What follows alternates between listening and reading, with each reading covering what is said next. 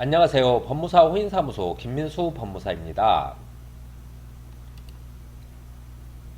오늘은 개인회생 상담 시 자주 하는 질문에 대한 답변입니다. 법원에 접수할 때까지 이자 납부, 카드 납부를 계속해야 하나요? 법적으로는 사건이 접수되어 금지명령 인용 시까지 납부할 의무가 있으나 채무자들은 납부를 하지 않습니다. 이유는 납부했다고 해서 변제금이 줄어들지 않습니다. 대부분 이 돈을 생활비에 사용합니다. 신청하고 개인회생 사건이 기각되면 어떻게 하나요? 개인회생 사건은 요건만 받으면 서류만 잘 준비해 주시면 기각되지 않습니다.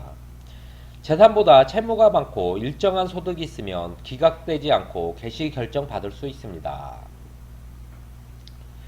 연체되면 압류가 되지 않나요?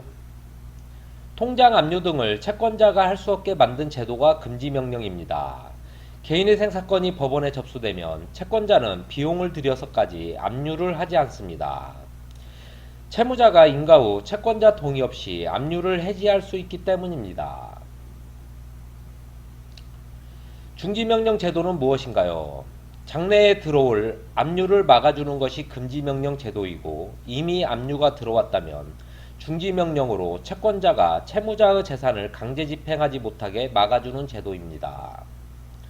금지명령은 앞으로 채권자는 압류하지 말아라. 중지명령은 압류가 들어왔을 때 더 이상 진행하지 말고 중지를 시키는 것입니다. 처리될 때까지 얼마나 걸리나요?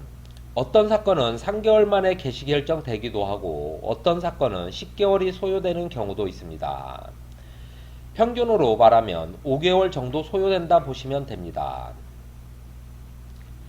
변제금은 언제부터 납부하나요?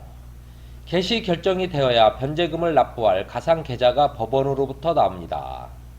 그렇다고 해서 1회 변제금 납부일이 개시 결정 될 때부터가 아닙니다. 1회 변제금 납부일은 신청서 접수 이후 90일 뒤부터입니다.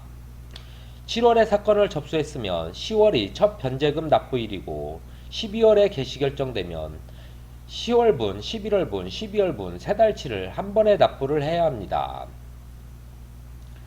도박을 했는데 기각되지 않나요?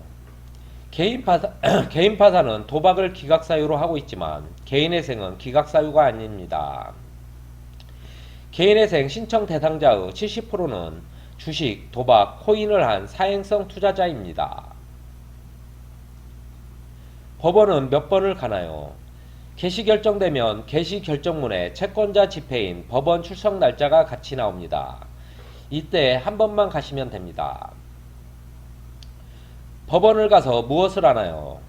채권자 집회는 원래 채권자도 출석하여 채권자의 질문에 채무자는 성실하게 답변을 해야 하나 채권자들은 출석하지 않고 비슷한 시간대에 개시 결정받은 채무자들만 오게 됩니다. 신분증을 가지고 가서 출석 체크 개념입니다. 인가는 언제쯤 되나요? 채무자는 개시 결정 받고 채권자 집회 때 출석하면 되는 것이지 인가까지 신경 쓸 필요가 없습니다. 인가는 채권자들의 계좌 신고 속도 등에 따라 천차만별입니다. 보통 법원 다녀온 후 한두 달 후 인가됩니다. 통장 압류라 급여 압류는 언제 해지되나요? 압류가 되었다면 변제 계획 인가 후 개인회생 법원에서 서류를 발급받아 채무자가 압류를 신청한 법원에 압류 집행 해제 신청서를 작성하여 제출해야 해지가 됩니다.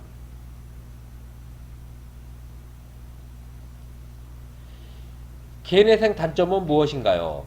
신용카드, 신용대출을 면책을 받을 때까지 사용이 금지됩니다. 이것 말고는 불이익이 없습니다. 지금까지 자주 하는 질문들에 대하여 살펴보았습니다. 법무사 호인사무소 김민수 법무사였습니다. 감사합니다.